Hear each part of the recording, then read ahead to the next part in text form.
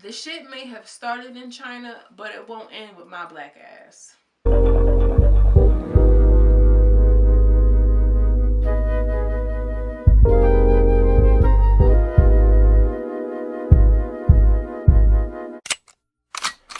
Loves Dream Let It Go from Runaway, where we have culture, conversation, and community. And in today's video, we are discussing why black people should not be rallying around Chinese people at the present moment, aka during the coronavirus pandemic. Now, I'll be honest with you all, I was going to make a video about this when it was made known to the public that there's going to be a hotline to report discrimination against Asian Americans. But I decided against it since a lot of you all don't really know me and I'm still finding my voice, I guess, like online voice.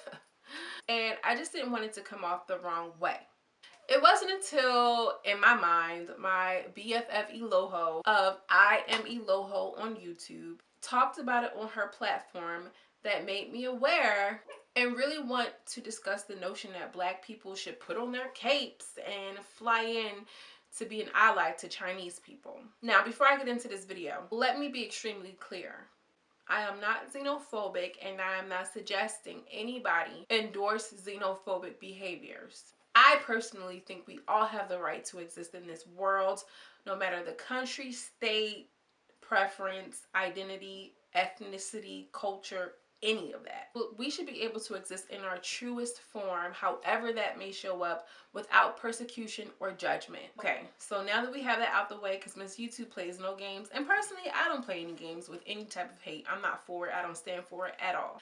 But I am a girl that tends to call a spade a spade. So with that being said, let's dig deep. In times of national crisis, it's fair to say that people who identify as a minority tend to stick together. Or, I don't want to say tend to, but oftentimes come together, right? A classic example of that is when the rabbis and the Jewish community came out to support civil rights leaders in various civil rights movements. We have seen that throughout history. Or most recently, when Trump pretty much declared a war on immigrants, many black people stood against ICE and protected the people who identify in the Latinx community, or anybody that his law pretty much targeted.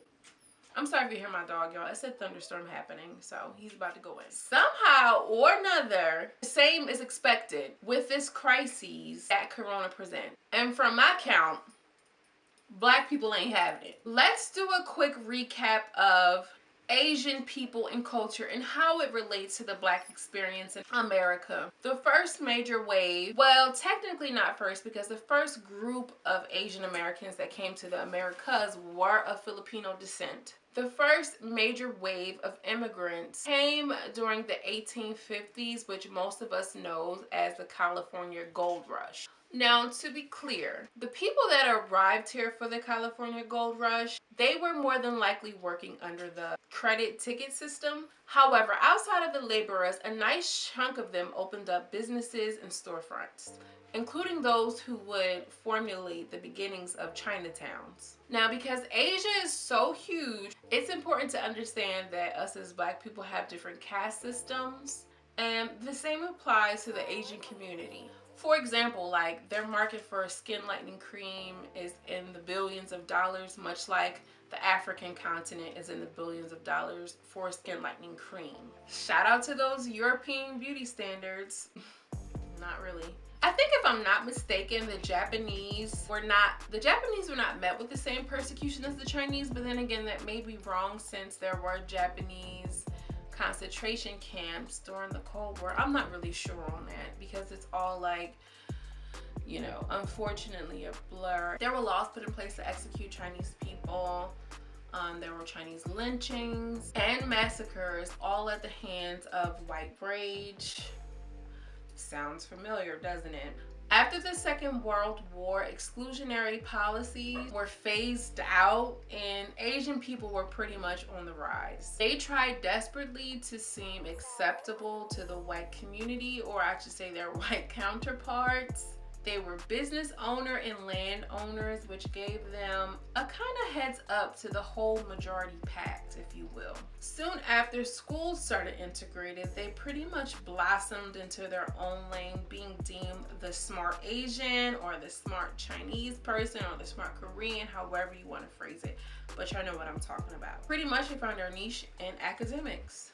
Given a lot of credit to just self-discipline and cultural differences, Asian people started to advance academically and socially.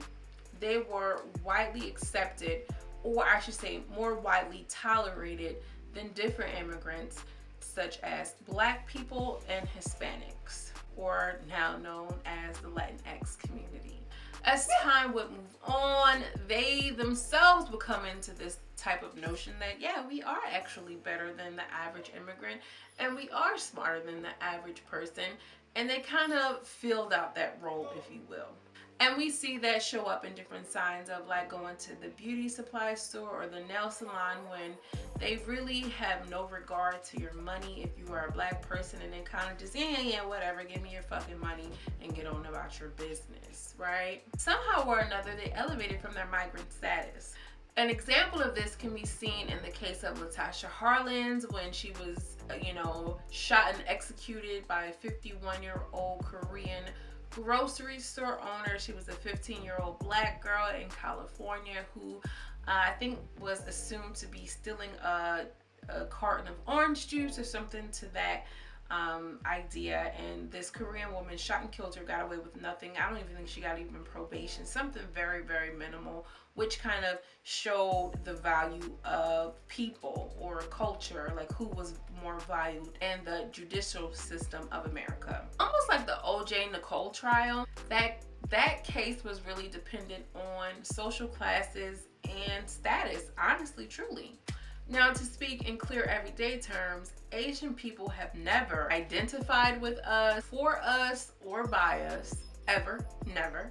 If anything, they've always drew a clear line in the sand as far as I'm concerned from my perspective. I feel like Asian people are the first to remind you that although we are immigrants or descendants of immigrants, we are not like you. Even though the discrimination is very similar to our past, they make it very clear that they feel like they've surpassed that. So let them find comfort.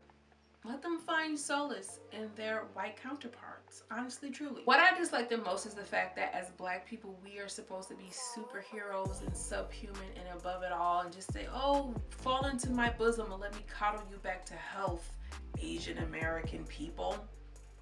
No. Or even that we're supposed to be up in arms with them, because name a time when they were ever up in arms with us. Not to say that we need anything, but it'd be nice to have an ally. Again, I've seen a lot of other minorities stand with each other. The Asian Americans, somehow or another, has transcended that. Therefore, they should go where they've been.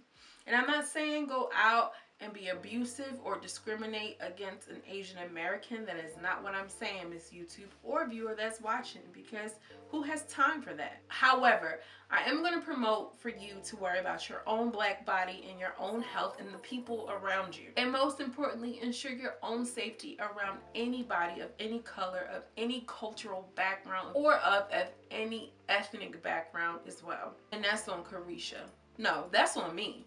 Get away from this notion of the magical subhuman Negro that can magically make everything better and have to put on a cape and be up in arms with anybody who was remotely closely related to us. Because when shit was all gravy, they were not team us. So why do we have to be team them? Period. If Asian Americans have a hotline, good for them. Just keep your distance when around anybody. Please be sure to like this video if you enjoyed anything that I have said, if anything that I said have resonated. Also, make sure to subscribe. It lets YouTube know that you enjoyed this content and conversation. And with that being said, I am sending you much love and much light, and I will see you in the next video.